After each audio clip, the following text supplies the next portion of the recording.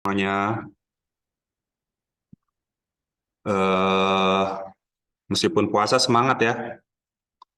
Sebelumnya kan udah pernah ketemu saya ya, jadi tidak perlu perkenalkan diri lagi ya teman-teman ya.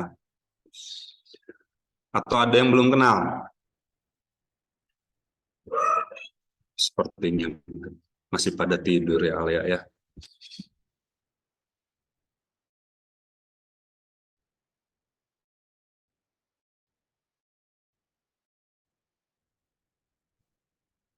Teman-teman pengen nanya dulu, seberapa jauh sih teman-teman tahu dari arti KPI itu sendiri? Coba boleh di kolom chat siapa yang sudah tahu, siapa yang belum, sebelum kita mulai. Biar saya juga punya gambaran teman-teman nih sejauh apa mengetahui soal KPI itu sendiri dalam perusahaan.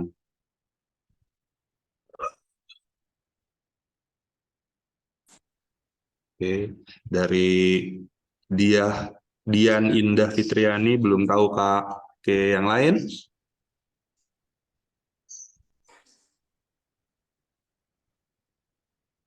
ada yang sudah tahu apa itu KPI atau sejauh apa teman-teman mengetahui fungsi dari KPI itu sendiri?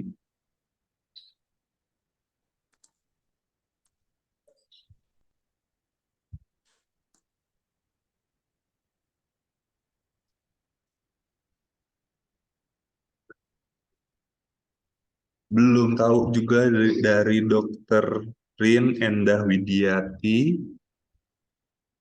Ya, oke, dari Mbak Santi Muria, Key Performance Index untuk mengetahui kinerja karyawan ya. Betul, bisa dibilang seperti itu. Eh, Waktu materi saya yang sebelumnya yang pertama teman-teman pada ikut kan?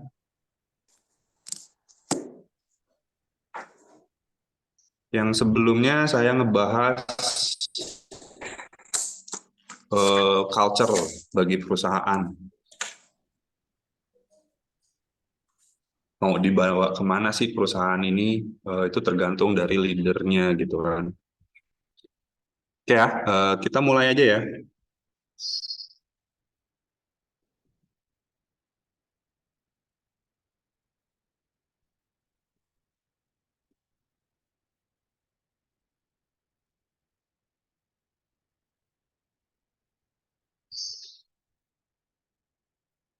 Oke, Assalamualaikum warahmatullahi wabarakatuh. Saya perkenalkan diri dulu. Kali aja belum ada yang belum kenal saya.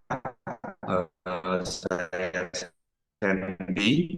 Saya di sini di seorang HR.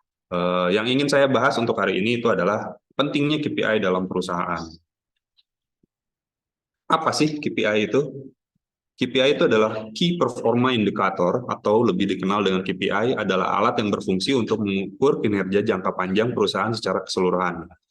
KPI secara khusus membantu perusahaan dalam menentukan pencapaian strategis keuangan dan operasional perusahaan. Bahkan perusahaan yang lebih besar biasanya memiliki beberapa KPI untuk setiap departemen atau segmen bisnis.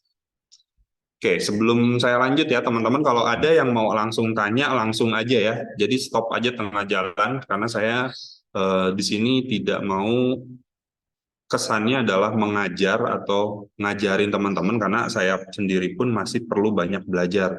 Jadi saya ingin session ini dijadiin bahan diskusi. Jadi kalau teman-teman ingin bertanya, biar nggak lupa, langsung aja tanya pada saat itu. Jadi boleh untuk memotong ketika saya menyampaikan materi. Itu ya. Nah, kurang lebih KPI itu seperti ini, teman-teman. Mungkin ada juga yang sudah pernah mendengar ada yang namanya OKR atau Objective Key Result. Terus ada yang pernah mendengar juga balance scorecard. Terus apa bedanya antara OKR, antara KPI, antara balance scorecard? Apa sih bedanya? Atau mana sih yang bagus bagi perusahaan menggunakan skema OKR kah? Menggunakan sistem KPI kah? Atau balance scorecard? Jawabannya Mana yang berhasil, mana yang works, itu yang bagus. Kalau saya, kalau saya biasanya KPI ini saya gunakan untuk mengukur kinerja yang reguler atau kerjaan yang reguler dari semua tim. Contoh, saya kasih contoh. Apa sih kerjaan yang reguler? Misal, bagi seorang kasir, itu salah satu yang dinilainya adalah tidak boleh adanya yang namanya selisih. Nah, itu pakainya KPI. Jadi setiap hari mereka harus report, tidak boleh ada selisih. Kalau misalkan dalam 1 bulan 26 hari kerja, berarti selama 26 hari kerja tersebut, si kasir tersebut tidak boleh selisih. Kalau dia ada selisih, misalkan dalam 1 bulan itu tuh 1 atau 2, itu akan mengurangi penilaian karyawan tersebut. Nah, itu biasanya saya pakai KPI. Dan KPI sendiri pun template-nya saya pakai balance scorecard. Nanti saya share seperti apa sih balance scorecard seperti itu ya. Terus OKR atau OKR atau Objective Key Result biasanya saya pakai itu untuk kalau ada satu pekerjaan yang bersifat project. Contohnya seperti apa? Seperti perusahaan kami pada tanggal 7 Maret kemarin kan buka atau opening cabang baru. Nah, itu kan kita tidak setiap bulan opening cabang baru. Makanya itu disebut project. Dan disitulah saya menggunakan penilaian karyawannya adalah OKR. Kayak gitu teman-teman. Itu bedanya antara KPI dan OKR. Jadi kalau ditanya apa bedanya antara KPI dan OKR, KPI itu untuk kerjaan yang reguler, setiap bulan tuh pekerjaannya sama. Kalau OKR itu digunakan untuk pekerjaan yang bersifatnya adalah project. Terus bagusnya bagus yang mana? Saya balikin pertanyaannya. Mana yang berhasil, mana yang works, itu yang bagus. Jadi tidak semua perusahaan itu tuh sama. Ada yang bagus pakai OKR, ada yang bagus pakai KPI, ada yang bagus dua-duanya. Seperti perusahaan kami ini pakai dua-duanya. Tadi yang saya jelaskan, KPI ini untuk reguler, pekerjaan yang biasa setiap bulannya itu apa? Yang dilakukan berulang-ulang. Dan OKR ini apa? OKR ini adalah penilaian bagi pekerjaan-pekerjaan yang bersifatnya adalah project. Seperti itu ya teman-teman ya. Sampai sini penjelasan saya jelas. Boleh ya kalau misalkan mau langsung nanya, gas langsung aja nanya. Jadi biar pertemuan kita ini tuh kesannya adalah diskusi, bukan saya ngajarin. Saya nggak mau seperti saya ngajarin teman-teman di sini, karena saya pun masih banyak perlu belajar. Saya bukan expert di bidangnya, saya juga jadi mesti perlu belajar. Seperti itu ya teman-teman ya. Sampai sini ada pertanyaan atau jelas? Ada. Untuk tools dan menghitung KPI dan OKR ada. Nanti saya share ya di akhir session, dan juga di akhir session saya pengen teman-teman run through dulu nih. Jadi sebelum kita close pertemuan kita, teman-teman saya minta kasih tugas untuk run through dan nanti presentasi satu-satu ya. Ya minimal random nanti saya tunjuk atau sama Alia ditunjuk siapa yang harus mempresentasikan penilaian-penilaian. Nanti tugasnya dari saya. Oke ya, nanti saya share kok toolsnya. Seperti itu. Saya next dulu ya.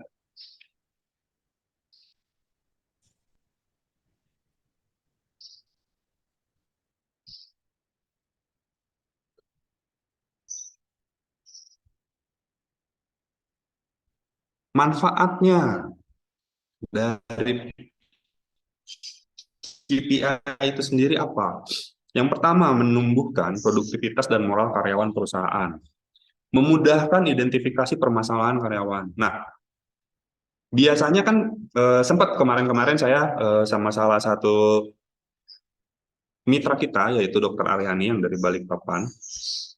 Beliau tuh lagi mengeluhkan dari habitnya timnya. Kita langsung run through aja lah ya. Itu dia udah beberapa kali memberikan satu himbauan, tapi tidak pernah diindahkan oleh timnya. Terus dia waktu itu langsung menghubungi saya, bagaimana caranya untuk memecahkan masalah ini yang sering terjadi di dalam perusahaannya. Saya jawab aja, masukin aja ke KPI. Dan nanti pengaruhnya KPI ini kemana akan saya jelaskan juga. Oke. Yang selanjutnya adalah mampu mengukur kinerja karyawan, terus membantu perusahaan dalam menentukan strategi, merekam pola performa perusahaan secara periodik, mendorong tercapainya rencana dan tujuan perusahaan. Ya, teman-teman kayak gini. Misal, visinya perusahaan teman-teman itu mencapai omset sebesar 100 juta atau 1 miliar dalam 1 tahun. Maka dari itu diturunkan ke setiap departemen. Untuk HRD misalkan, mencapai 100 juta ini, mencapai 1 miliar ini, dari HRD apa yang harus dilakukan? Yang sudah pasti HRD harus menyediakan manpower-nya dari setiap departemen. Itu kan bisa dijadikan satu KPI. Dokternya perlu berapa orang, tim salesnya perlu berapa orang, tim marketingnya perlu berapa orang, tim konten kreatornya perlu berapa orang. Itu bisa menjadi satu tolak ukur kinerjanya seorang HRD. Terus dari tim salesnya, dari 1 miliar ini diturunkan setiap bulannya tuh berapa juta atau berapa ratus juta, itu akan menjadi tolak ukur tim sales dalam sisi kinerjanya. Terus sebelum jualan berarti kan harus diperkenalkan dulu, harus ada engagement-nya dulu, harus ada brand awareness-nya dulu, berarti harus ada tim marketingnya. Dalam 1 bulan tim marketing ini harus memproduksi berapa konten. Dari 1 bulan tim marketing ini harus memproduksi di berapa sosial atau di berapa platform sosial media. Itu akan menjadi tolak ukur kinerja dari karyawan itu sendiri. Kurang lebih seperti itu, teman-teman.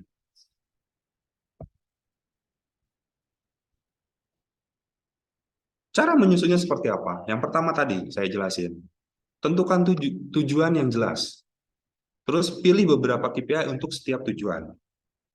Terus komunikasikan KPI dengan stakeholder. Jadi KPI ini tuh jangan apa ya, jangan satu arah. Jadi harus benar-benar setiap dev head atau manager atau apapun istilahnya di perusahaan teman-teman itu ngadain satu meeting atau ketemu gitu ya untuk membahas KPI.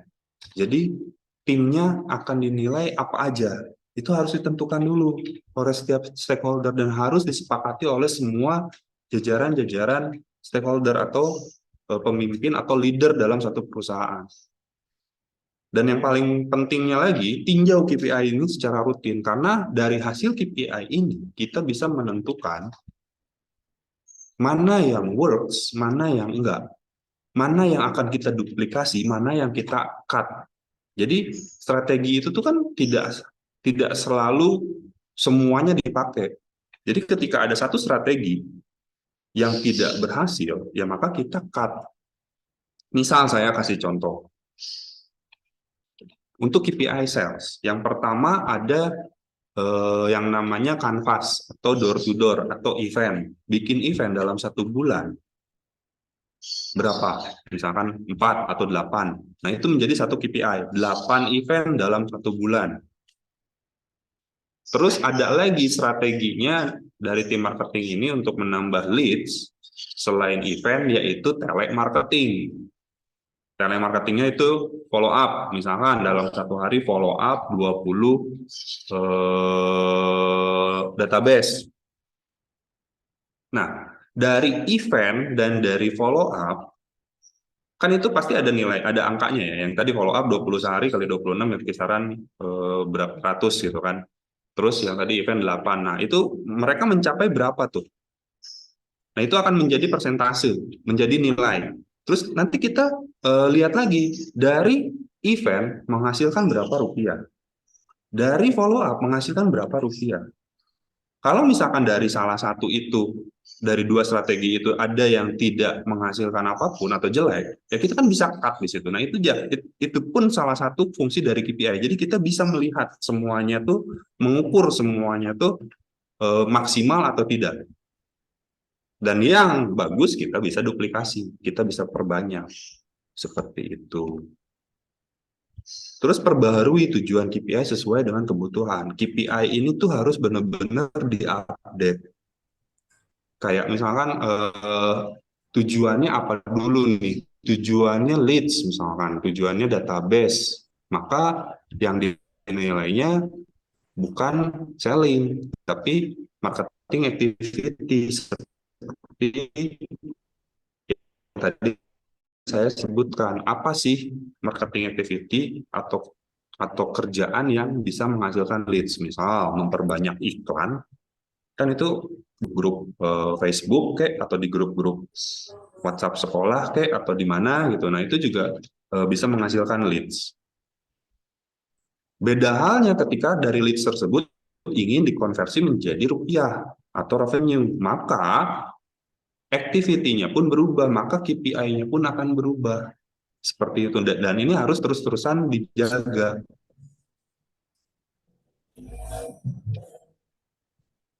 Ya, untuk materi dari KPI sih sebetulnya cuma segitu. Sampai sini ada yang mau ditanyain dulu nggak? Nanti, oke, ada yang nanya cara mengetahui bahwa tim, kalau dari teman-teman ada, ini Kak Maulana, saya karena masih mengerjakan ini semua sendirian sebagai kontrolnya.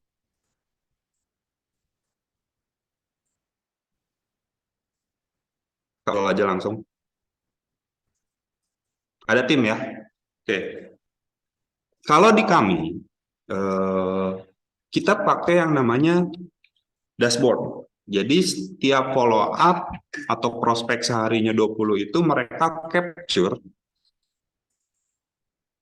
Kalau misalkan menggunakan WhatsApp, mereka capture dan itu di-upload di dashboard berupa spreadsheet. Nah, dari spreadsheet ini itu dikontrol oleh SPP-nya, jadi oleh timnya. Seperti itu. Kebayang nggak, Kak Maulana? Jadi setiap hari itu ada yang ngontrolnya. Mereka ini udah melakukan 20 nggak? Dan kadang-kadang kalau di kami itu dari 20 database tersebut, kita suka ada yang namanya random check. Hanya untuk ngecek apakah nomor ini asli atau enggak, atau nomor ini aktif atau enggak. Seperti itu. Jadi selain dari nomor WhatsApp-nya, jadi kalau di kita tuh ada dashboard yang isinya tuh nama pasien, nomor telepon, terus capturean dari prospekannya, seperti itu. Dan itu secara tim bisa dikerjakan oleh SPP-nya, jadi nggak sama sendiri. Dan itu yang akan menjadi tolak ukur dari tim HR nantinya. Kira-kira seperti itu. Jelas nggak, Kak Maulana?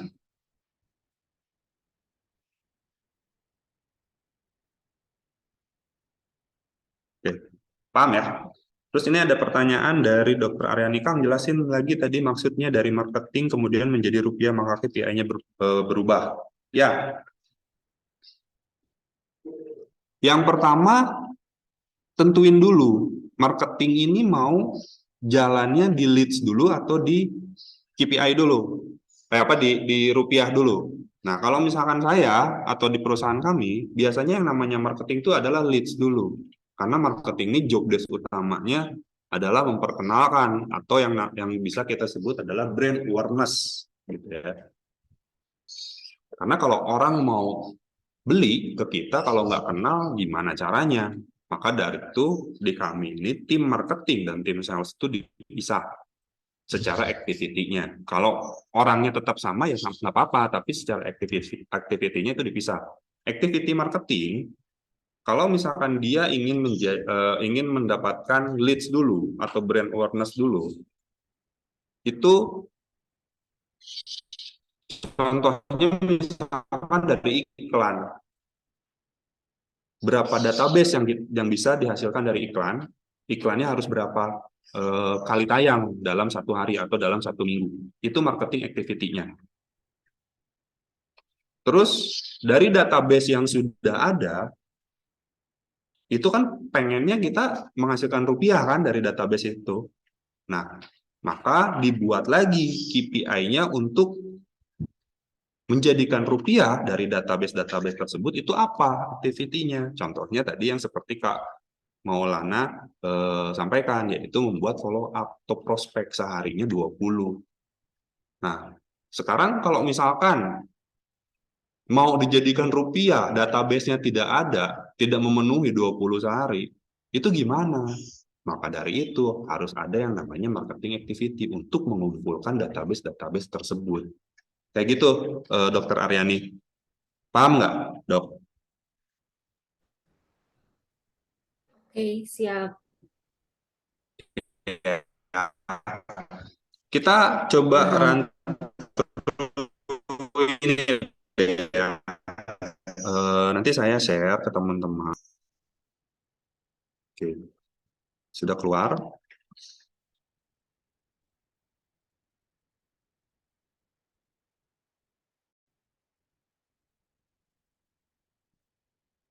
Oke, ini dashboardnya seperti ini. Kalau dari saya, misal ya teman-teman, eh, mau departemen apa dulu nih? Yuk, ada yang punya ide? Mau departemen apa yang ingin dicoba atau dicontohkan Marketing. pembuatan KPI-nya? Apa? Sales and marketing. Sales sama marketing ini mau disatuin atau dipisahin? Pisah aja deh. Oke, berarti kita marketing dulu ya. Kita tentuin dulu marketing activity-nya apa. Misal, kalau dari saya marketing activity-nya untuk brand awareness itu membuat konten Instagram, konten feeds Instagram.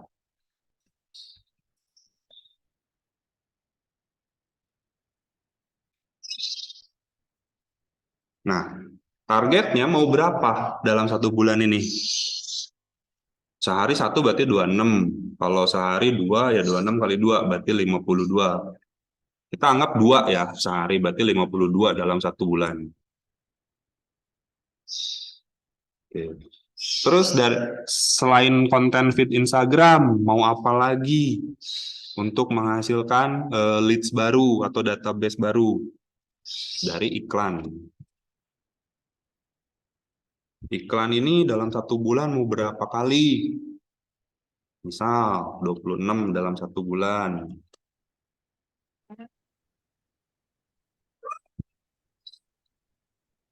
Oke. Terus apa lagi? Tadi yang saya sebutkan kalau marketing itu ada event. Paham. Eventnya 4 kali aja dalam satu bulan. Nah, ini dibobot aja.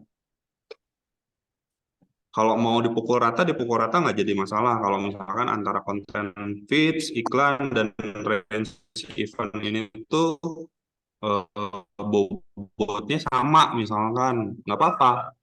Atau dibedain juga boleh. Kayak ini misalkan konten feeds lebih penting dari iklan nggak? Penting misalkan sama, pentingnya sama iklan. Oke, kita kasih 40-40 atau 30-30. Event, berapa persen? Ya berarti sisanya 40%.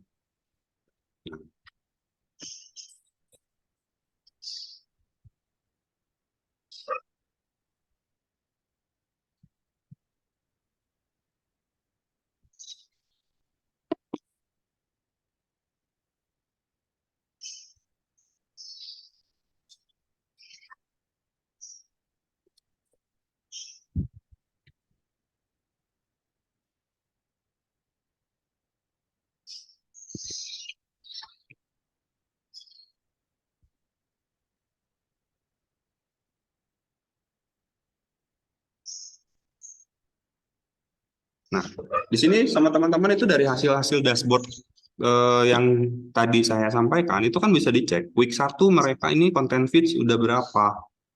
Misalkan week 1 ini tuh yang seharusnya 6 kali 2, 12, mereka cuma 10, misal. Week 2-nya 10 lagi. Week 3-nya 12. 4-nya 12.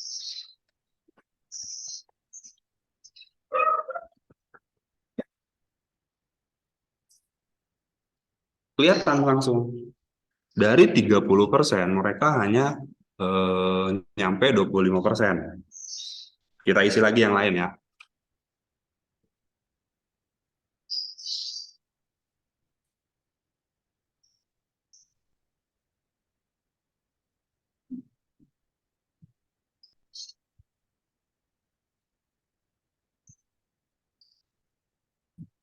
Nah, maka di sini pencapaiannya itu hanya mencapai 92% dari activity marketing yang sudah kita listing, yaitu ada 3 activity, ada content feed Instagram, ada iklan, ada range event. Nah, di sini rapotnya berarti apa? City marketing kita cukup. Kalau saya ini bisa di ini ya, bisa di set. Kalau saya itu yang namanya bagus itu tuh harus 100%. Mau itu cuma 99%, saya anggap itu cukup. Dan di bawah 70% itu dianggap kurang. Nah, teman-teman nanti bisa ngeset dari sininya.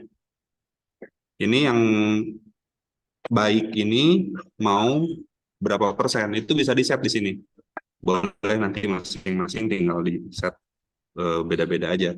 Terus yang baik itu tuh, yang cukup itu tuh di bawah berapa persen. Nah, ini bisa di set, nanti selebihnya mah kurang aja. Kayak gitu teman-teman. Oke, saya kasih contoh lagi. Front desk. Nah, kita kasih KPI untuk front desk atau kasir. Kasir ini yang pasti tidak boleh selisih. Kita kasih poinnya adalah 0 selisih. 0 selisih ini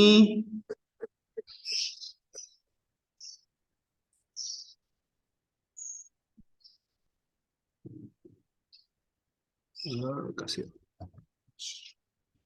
0 selisih ini targetnya berapa sih? Yang sudah pasti selama operasional perusahaan kita berjalan. Berarti 26. Terus apalagi dari front desk yang bisa kita ukur? Ada yang tahu? Kalau di kami itu ada yang namanya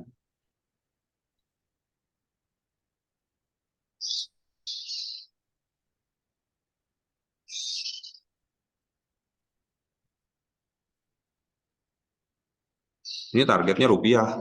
Dalam 1 bulan, satu kasir itu harus bisa menghasilkan minimal misalkan 2 juta.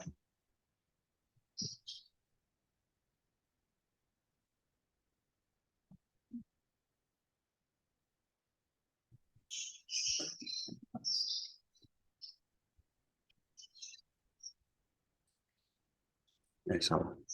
Di sini.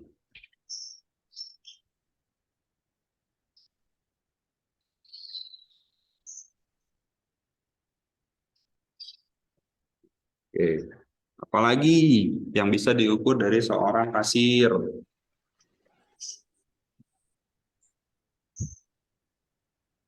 Buat laporan SO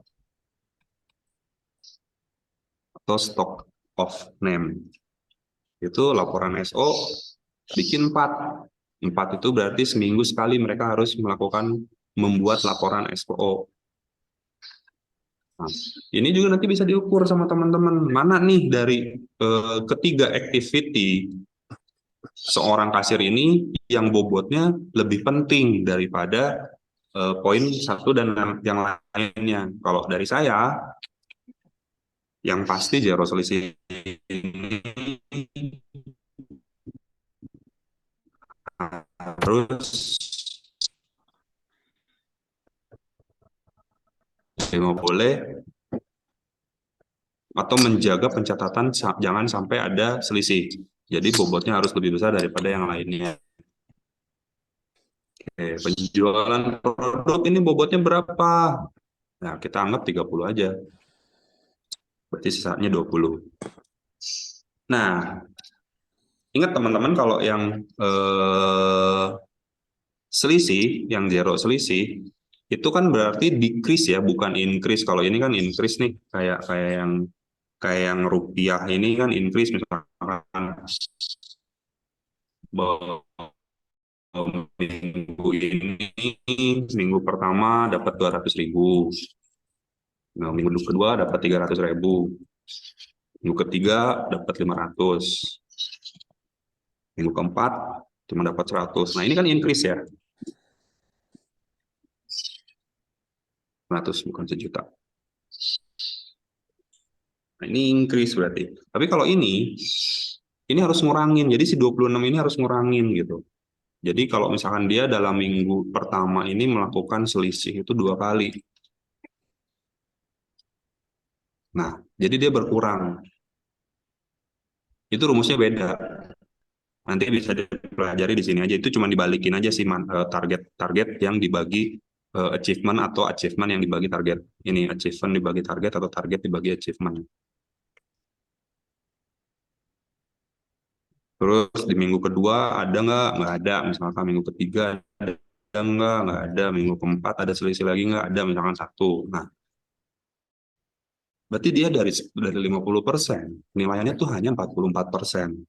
Terus yang laporan, tapi dia rajin bikin laporan ya. Jadi setiap seminggu ada laporan 1. Kira-kira kayak gitu teman-teman. Nah, sampai sini. Jelas nggak maksud dari saya?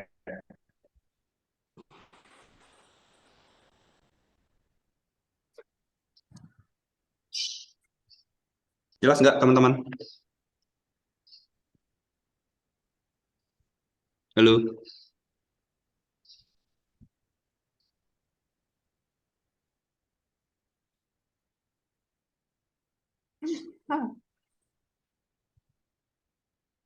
Ya, halo?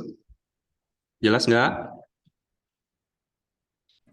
Atau ada yang mau ditanyakan nggak? Boleh langsung on cam, open mic, atau boleh lewat chat, fitur chat.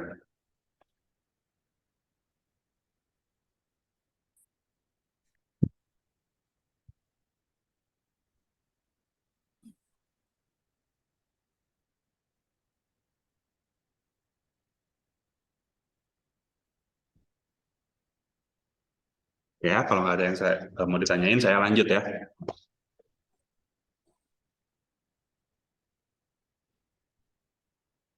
Hmm.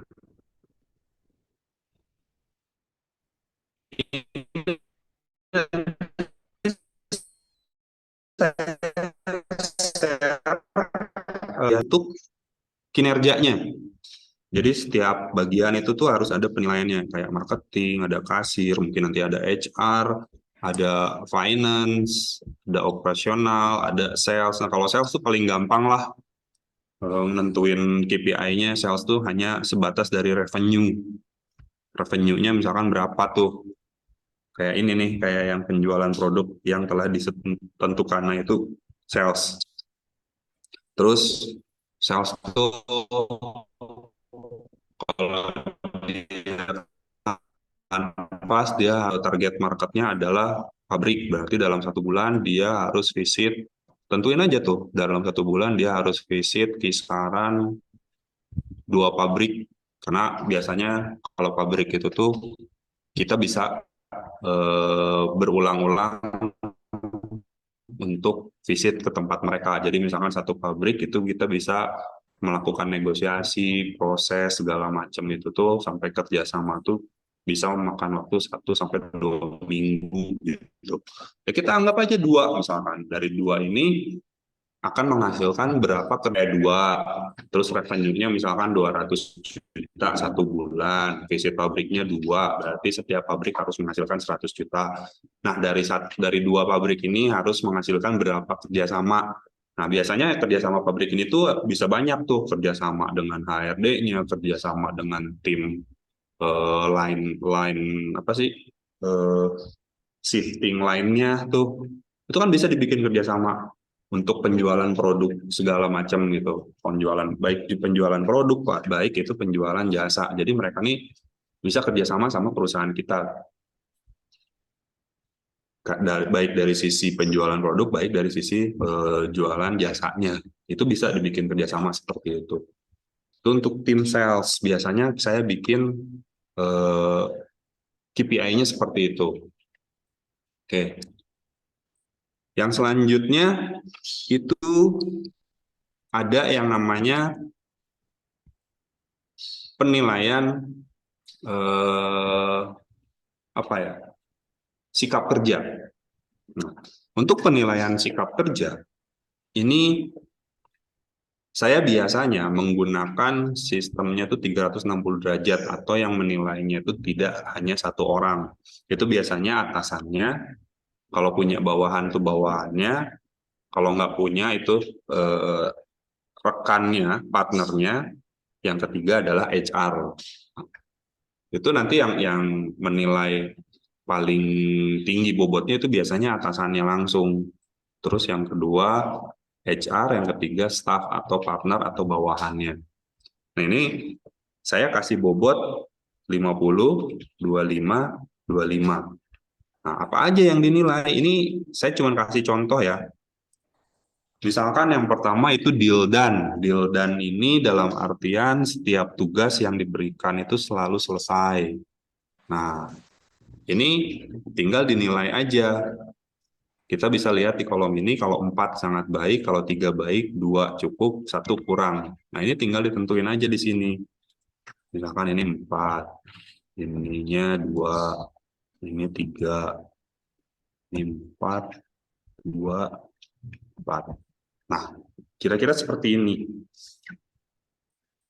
Nanti kalau ini udah diisi semua, kita samain aja ya. Nah, nanti dia keluar skor di sini. 475. 475 ini masuk grade apa sih? Nah, bisa dilihat di sini. Antara 441 sampai 520 itu grade-nya adalah baik. Maka di sini kita ketik baik. Nah, tapi apa yang bisa mempengaruhi dari scoring ini? Misal dia pernah terlambat. Nah, ini masukin aja terlambatnya 3 kali. Berarti berkurang dari 475 menjadi 472. Sakitnya misalkan 5 hari, berkurang lagi. Izinnya 1 kali, berkurang lagi. Apalagi mangkir. Mangkirnya misalkan 2, SP-nya SP1. Tegurannya 1, SP-nya SP1 juga. Wah, hilang tuh scoringnya. Nah, ini bobot-bobot ini bisa, si bobotnya ini bisa dirubah sama teman-teman. Bobotnya ini yang bawah ya. Ada yang 3, 15 sama 5. Ini 5. Ini bobotnya bisa dirubah di sini. Ini 3, ini 1. Kalau yang ini 50, saya kasih bobotnya, pengurangan poinnya sampai 50. Nah, ini untuk poin-poin ini itu bisa ditentukan sama teman-teman berdasarkan dari apa yang ingin teman-teman terapkan dalam satu perusahaan itu tuh, timnya tuh pengen seperti apa sih? Kalau di kami itu culture-nya adalah profesional, inovasi, dan carry. Nah, dari profesional ini dijabarin lagi nih, seperti yang pertemuan waktu pertama kita ngebahas soal culture. Profesional tuh profesional yang seperti apa sih? Yang pertama, tidak boleh terlambat. Yang kedua, tidak tidak mencampur adukan antara urusan pribadi dan urusan pekerjaan. Itu kan sebetulnya bisa dilihat dari sikap kerjanya tim kita. Jadi biasanya atasan atau HR itu melihat ketika seseorang atau salah satu tim kita lagi punya masalah dalam keluarganya, berpengaruh nggak sih dalam kinerjanya? Contohnya seperti apa berpengaruhnya? Ya banyak ngelamun, galau-galau gak jelas, sering update status. Nah itu udah tuh. Berarti orang ini penilaiannya nggak bisa dibilang baik atau sangat baik. Ya minimal-minimal, maksimal-maksimal dicukup saja. Nah kayak gitu tuh teman-teman. Makanya kenapa ini penilaian ini digunakan dilakukan oleh 3 orang, yaitu atasannya langsung, partner dia bekerja, mau itu bawahan, mau itu partnernya, juga sama HRD biar eh, secara penilaiannya tuh lebih lebih apa ya, lebih bisa diterima gitu karena yang nilainya tuh nggak hanya 1 orang gitu, kayak gitu. Nah ini kan udah ketahuan nih, dia ini tuh baik atau cukup. Maka dari itu disatuin sama penilaian yang KPI kinerjanya yang tadi. Kalau yang tadi kan kinerja, kalau yang ini kan sikap kerja. Nah, itu disatuin.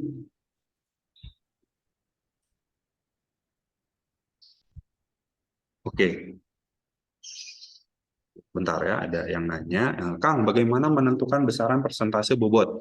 Oh iya, Kang, tolong dibuatkan contoh KPI untuk divisi finansial. Apa saja ya? Oke, siap.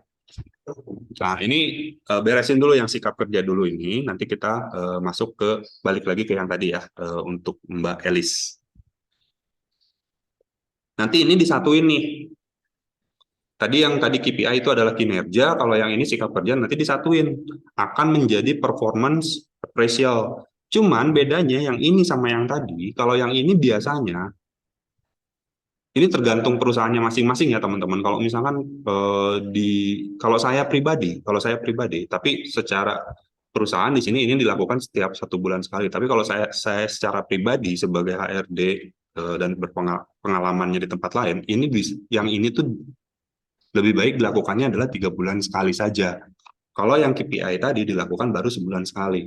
Maka dari itu setiap 3 bulan sekali biasanya kita bikin yang namanya laporan performance appraisal. Jadi dari laporan performance appraisal itu akan bisa kita tentukan karyawan tersebut akan di-replace kah, akan di-develop kah, atau akan dipromosikan kah, atau dipertahankan. Jadi cuma 3 sih tugas HRD itu tuh. Yang pertama adalah replace dalam artian dikeluarkan. Yang kedua di-develop. Jadi orang ini tuh masih bisa kita coaching, orang ini tuh masih bisa kita mentoring, orang ini tuh masih bisa kita upgrade. Yang ketiga itu bisa dipertahankan dengan cara promosi, dengan cara naik gaji atau tambahin kontraknya. HRD itu cuma 3 itu aja yang untuk tim tuh yang bisa dilakukan untuk tim.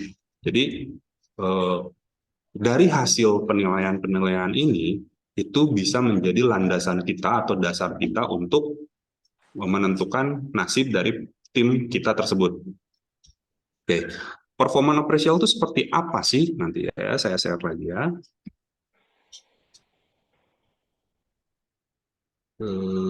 Bentar, belum dibuka.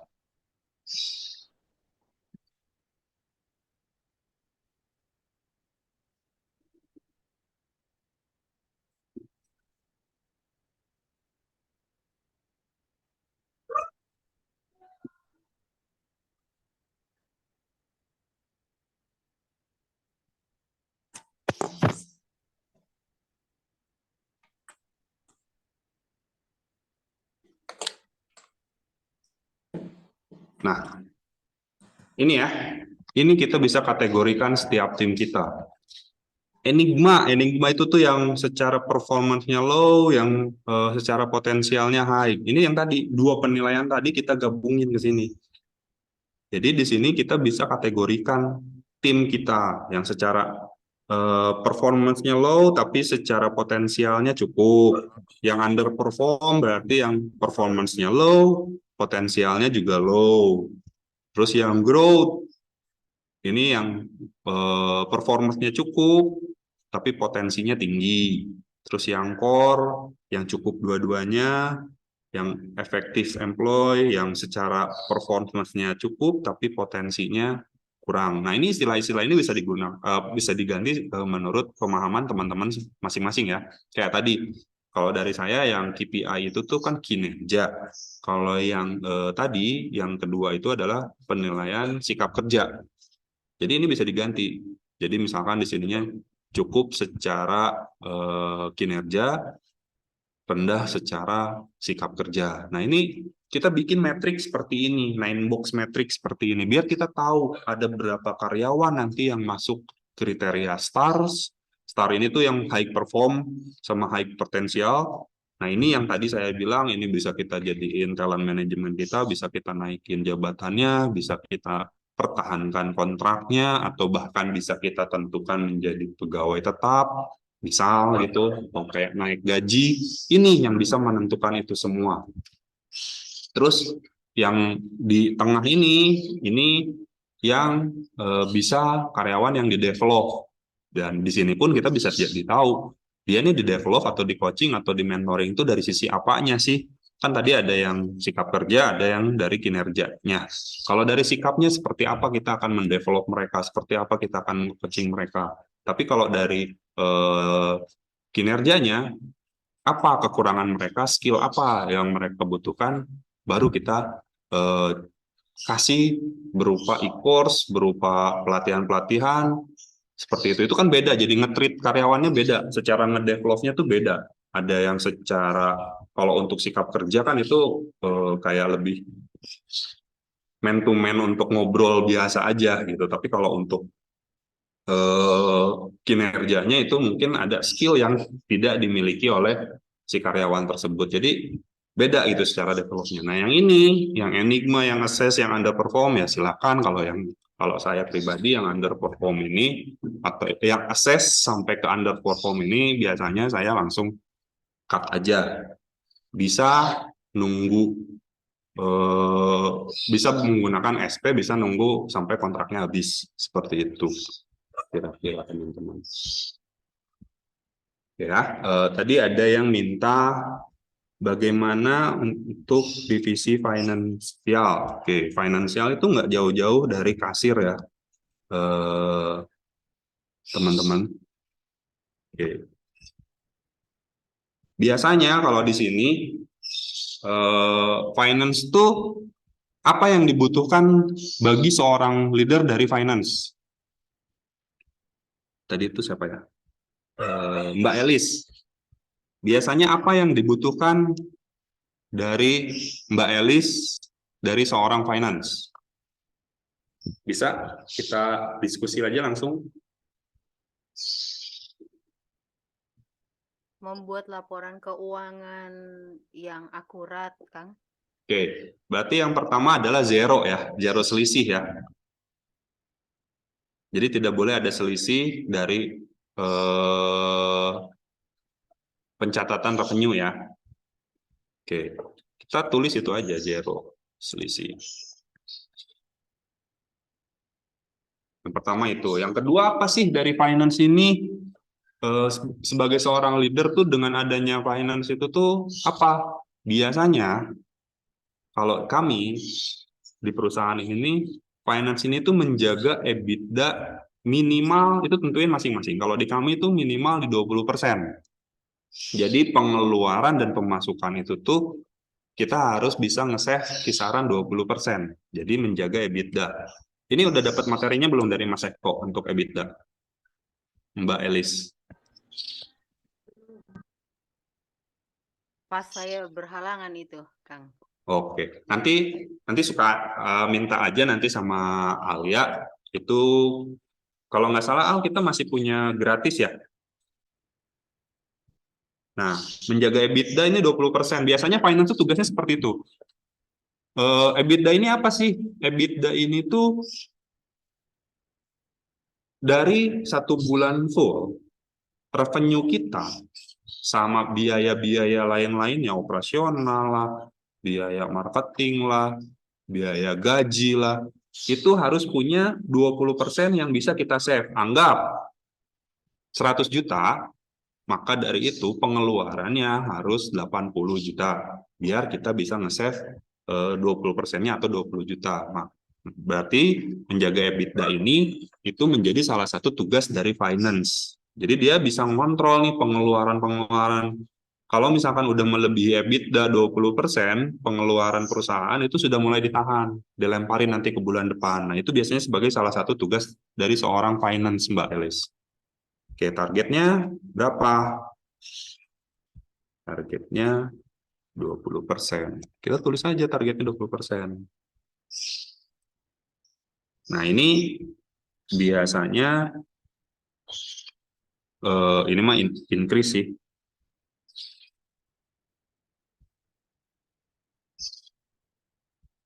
Oke. Apalagi sih dari tim finance yang dibutuhkan dari tim finance untuk seorang leader? Biasanya laporan neraca laba rugi ini tuh setiap minggu itu bisa dilihat oleh leader. Biasanya ya, berarti kita bikin lagi laporan neraca laba rugi. Nah, ini terserah seorang leadernya butuhnya laporan neraca laba rugi ini tuh untuk setiap hari kah atau cukup seminggu sekali kah? Kalau di kami biasanya seminggu sekali ya, berarti kita bikin 4. Skornya adalah 4 gitu. Jadi setiap minggu ini nanti ditulis 1, 1, 1, 1 kayak gitu. Terus apalagi sih dari seorang finance? Tugasnya apalagi Mbak? Ada yang dibutuhin lagi nggak dari seorang finance? Selain tadi zero selisih, menjaga EBITDA, laporan neraca laba rugi, ada misal tambahin lagi aja ke bawah. Kalau misalkan kurang ini kolomnya.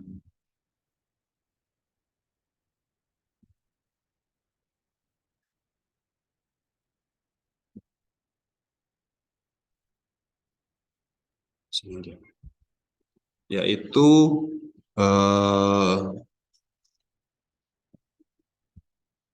apa ya? Dalam 1 bulan ini tuh untuk pembayaran vendor itu tuh dibatas. Misalkan gini, Mbak ini tuh ada 5 vendor. Nah, setiap bulan ini tuh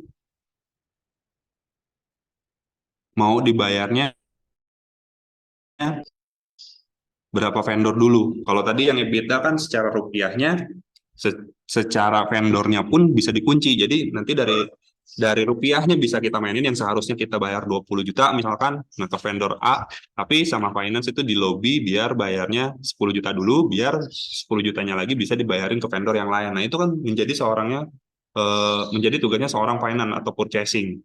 Nah, kayak gitu. Itu juga kan bisa menjadiin penilaian dari seorang finance.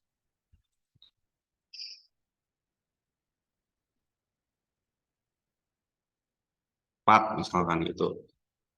Nah, itu kan bisa ya, Mbak ya, seperti itu. Nah, untuk penentuan bobot dari 4 ini, dari zero selisih, menjaga EBITDA, pembayaran vendor minimal 4, laporan neraca laba rugi, tinggal sama Mbak ditentukan mana yang paling penting dari semua ini.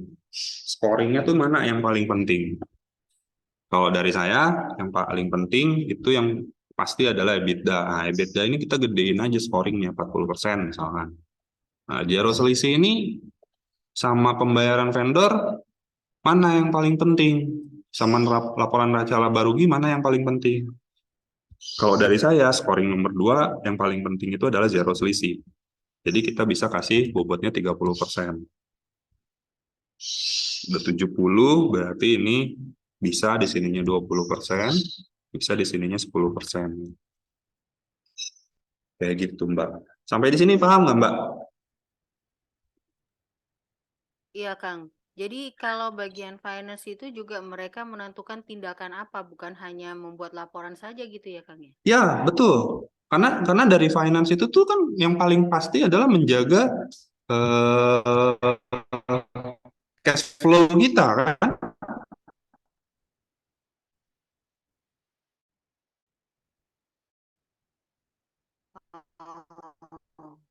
Business owner, saya mau nih setiap bulan ini kita tuh harus bisa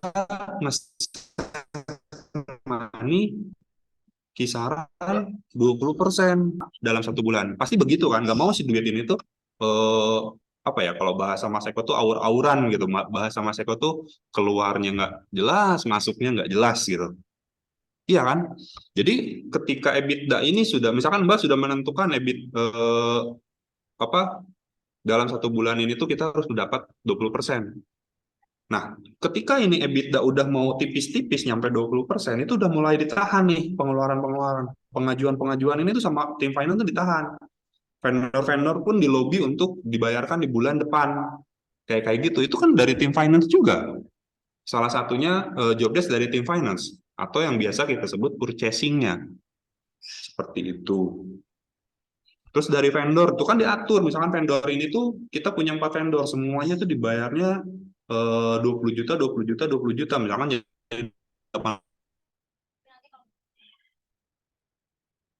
mengambil porsi pembayaran vendor ini dan itu lebih urgent, misalkan ada maintain maintain bangunan, ada maintain alat misalkan gitu kan. Maka dari itu dari tim finance-nya secara purchasing-nya itu ngelobi nih ke vendor yang harusnya tadinya dibayar 20 juta, kita bayar 10 juta aja dulu gitu. Biar nanti 10 jutanya lagi dibebankan di bulan berikutnya kayak gitu. Itu kan nanti dari finance itu yang ngelobi sana sininya. Kayak gitu.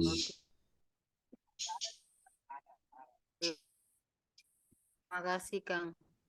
Sudah ada gambar. Maka dari itu, sebagai seorang HR ini harus dijadikan satu penilaian biar finance ini tuh udah bener nggak sih kerjanya, kayak gitu. Ya, sampai sini ada yang mau ditanyain lagi teman-teman?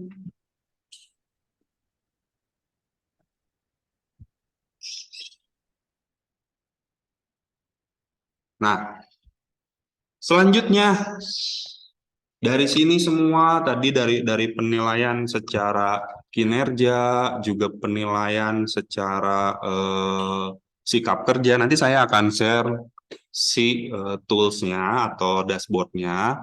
Nanti di teman-teman juga bisa dibuat matriksnya seperti apa.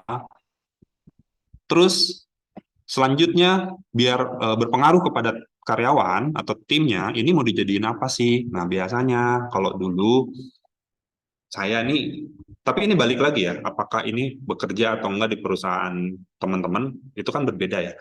Biasanya ini akan dijadikan satu reward and punishment gitu kan. Kalau kalau saya masih ke situ. Tapi ada juga yang udah berguna, katanya reward and punishment lebih baik sekarang goals-nya dari karyawan harus diselaraskan dengan goals-nya perusahaan. Ada yang seperti itu ya, kembali lagi itu mana yang works dan tidak works dikembalikan kepada perusahaan masing-masing. Nah, biasanya dalam perusahaan saya 3 bulan sekali itu tuh karyawan-karyawan tadi yang memiliki penilaiannya bagus, baik dari sikap kerjanya bagus, baik dari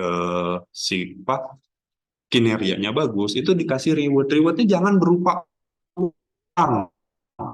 Ini uang ini tuh nggak tahu ya, kalau bagi saya uang ini tuh kalau misalkan ada karyawan yang dikasih uang itu malah, kalau saya ya kembali lagi ini kalau saya itu malah seolah-olah kita mendidik mereka itu untuk money oriented gitu. Kalau dari saya.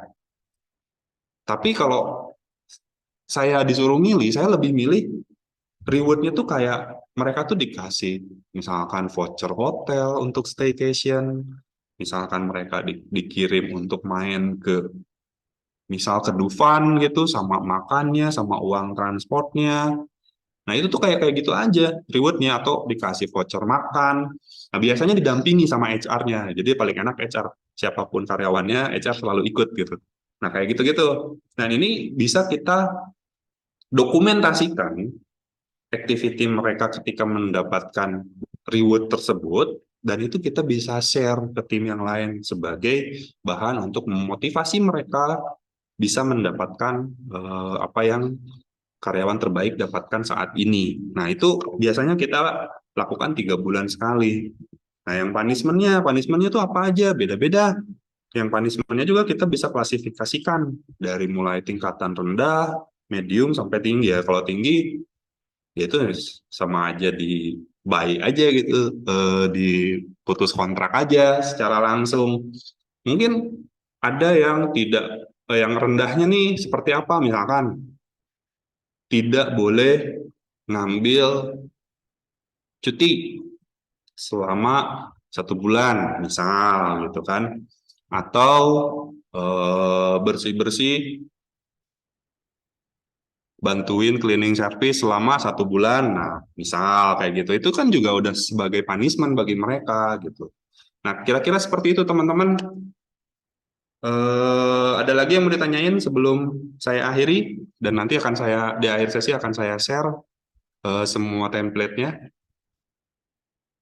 atau ada yang ingin dibuatkan, kita run through dibuatkan untuk departemen atau bagian apa gitu, kayak tadi Mbak Elis misalkan. Ada lagi nggak teman-teman?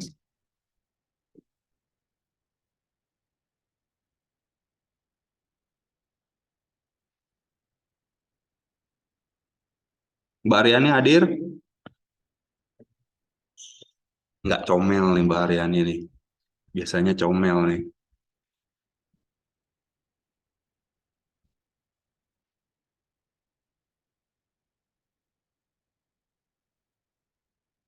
Ada lagi teman-teman? Kalau nggak ada, saya kembalikan ke Alia. Terima kasih. Oke, terima kasih Pak Sandy atas materinya. Mungkin sekian dari kami untuk webinar kali ini. Sampai bertemu lagi di webinar minggu depan. Dan untuk record Zoom-nya dan juga nanti dashboard akan di-share langsung di grup. Terima kasih, selamat siang.